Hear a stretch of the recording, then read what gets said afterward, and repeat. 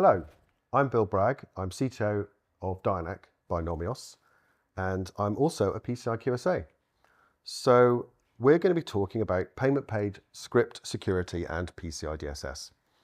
So from human security, I have Rich and Mo. Hi Bill, I'm Richard Fridge, Director of Enterprise Sales EMEA at Human. Hi Bill, my name is Mohamed Inshaff. I'm a Principal Solutions Architect at Human Security. Great. Well, let's fire off with a few little talking points then. So a PCI Security Standards Council article in January 2025 explains some changes to SAQ that affect e-commerce payments. So Rich, what are these changes? Yeah, so surprisingly, as you mentioned, in Jan 25, the Council removed the requirements 643 and 1161 for SAQ, instead introducing eligibility criteria requiring those organisations to confirm that their site isn't susceptible to JavaScript-based attacks. So things like e-skimming and MageCart. And the key point there is that they're covering the site, not just the payment page to which 1161 and 643 refers. Yeah. So specifically, in more detail, what are those 643 and 1161's requirements, Mo? Yeah, so 643 requirement expect customers to implement a solution to have a full inventory of all JavaScripts that runs on a payment page as seen by a consumer browser. And also the vendors or the merchants should also have a mechanism implemented to justify and authorize why these scripts are needed on the payment page. And also they have to do this on an ongoing basis. So every time the script change or modify, they have to go through that whole process again. So even though it sounds simple, again, talking to a lot of merchants and customers, they are finding it difficult to implement a solution because you have to implement the solution because it's based on how the scripts are seen on the client's browser. So we see some of the scripts, they don't execute on every browser session. So some scripts only run if the user is located in a certain region or country and they use a specific device, like a Windows device, and use Chrome, whatever the version is. Yeah, and just to add to that, I think some of the challenges that maybe these smaller organisations who are SAQ have been having is around the continuous nature of the requirement, the continuous compliance, where there are some requirements where, say, for example, for argument's sake, you had to deploy antivirus. That is quite point and shoot. Deploy the antivirus, it takes care of itself. When you consider the types of organisations that are SAQ, often they're smaller organisations that maybe don't have the skill set and the resources in-house to be able to continuously comply and understand truly what they need to do with 643 and 1161. And 1161 requirement expect customers to implement a solution to monitor security impacting headers on the payment pages. So this is what the council call as temper protection or temper detection. So if, again, they have to have a mechanism to have an inventory of all security impacting headers, and they have to have a mechanism to authorize and justify and maintain that authorization and justification. Okay. I mean, some of our customers are having challenges implementing these requirements as well. So it's interesting. So why do you think these requirements were added by the PCI Security Standards Council? Yeah, so obviously the whole point of the council is to protect cardholder data, and as changes in the industry and the way in which people shop and buy goods and services online, they have to move with the times. And I think what we've seen over the course of the last 4 or 5 years is continuous sort of exponential growth in these attack types. The data breach investigations report referred to the fact that for retail e-commerce organisations, the MageCart style attack for 5 years on the bounce was the most sort of common and prevalent attack type. So in response to that continued growth, moving with the times and needing to protect cardholder data in the new ways that people shop online and use e-commerce services, they've introduced these requirements. Okay. So what should organisations do now following these changes to SAQ?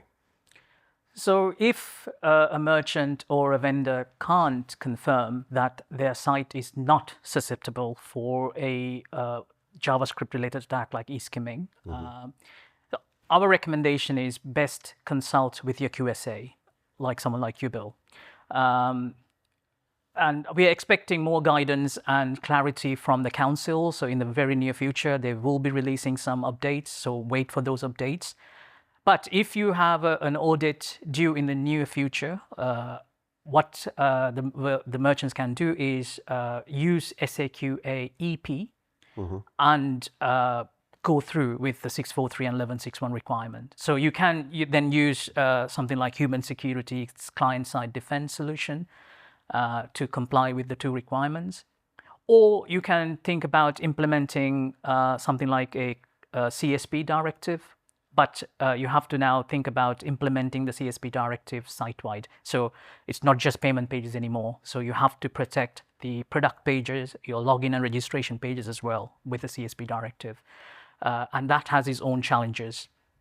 And the other option is you can migrate your site to a service provider and get the service provider to host the site for you, and then get them to issue you an attestation of compliance certificate. And you can use that certificate and provide that to your QSA.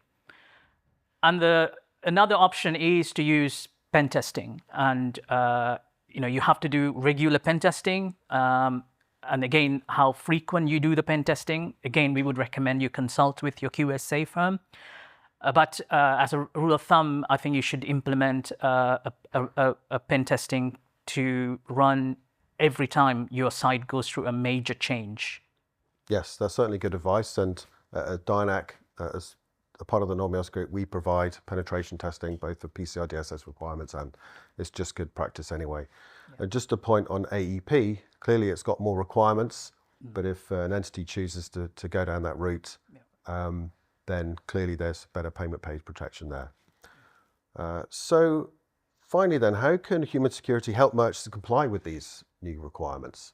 So one of the main reasons why the council decided to remove the two requirements with SAQA is the complexity of implementing a solution. So the feedback they got from customers was it's so complex to implement a solution. So as human security, what our solution offers is to remove that complexity. So customers can implement our solution within 10-15 minutes. So they can make use of an existing technology that they may already using to deliver JavaScripts to the payment pages. So we are another JavaScript that runs on the payment page.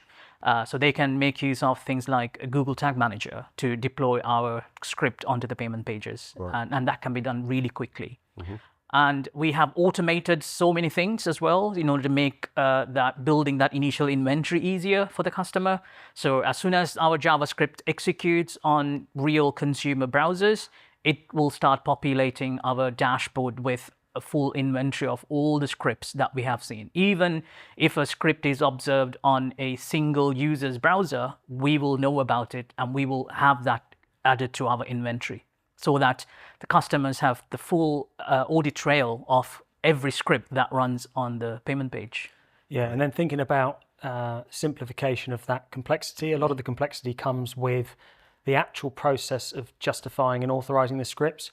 Yeah, if you imagine the human console in this scenario is going to be administrated probably by someone in security or compliance, does that security or compliance person truly know if the Facebook marketing script should be running on the payment page? Do they even know the person that owns that? In a big, global business, that person might be in a different office on a different part of the world. So the process of actually justifying and authorizing the scripts, understanding who owns them and who should say, yes, that should be on the payment page for XYZ reason, can be pretty tricky. So we've put a lot of effort into building a whole host of different integrations with platforms such as Jira and Slack and email and AN other platform to allow organizations to leverage the existing tooling that they've got so that they can streamline that process. So an example of that would be that a new script is added to the payment page or a script changes. We can automatically recognize that that script is a marketing script and create a ticket in Jira or ServiceNow that goes to that marketing team to allow them to authorize and justify the script without ever needing to actually log into the human dashboard. So as opposed to needing to everyone have a login to human, actually you can just leverage the tools that you already use, and it makes it a lot more simple for certainly large organizations, but organizations of any size for that matter. And another thing that we help customers to achieve is, and we say that all the time to our prospects and our customers, being compliant doesn't always mean you're secure at the same time. So you can be compliant to these two requirements, but you can still be breached. so your customer data can still be compromised. So that's why with our platform, Human Client-Side Defense, we not just help you to be compliant to these two requirements, we also provide the capability to granularly control what some of these scripts can do and can't do on the payment pages. So our script, when it executes, it will identify, Richard mentioned some like Facebook scripts. So if any third-party script has access to sensitive data like cardholder data or any PCI data that you think should not be read by a third-party script, you have the capability to granularly add policy rules to control what these scripts can do and can't do. So, as I said, we help to be compliant as well as be more secure at the same time. Great. Well, that sounds like a very useful solution to become compliant to these requirements, and I think a lot of entities should consider that option because it sounds like it will cover some of the requirements, especially around the documentation in terms of inventory and making sure you keep an eye on scripts. And it's always interesting how things become more complex, don't they? And more complicated than they think they are simply from having one new requirement. And it sounds like a very effective solution. So thank you very much, Rich and Mo. Bill. Yeah. And if anyone wants to find out more information, please just scan the QR code. Thank you. Thank you. Cheers.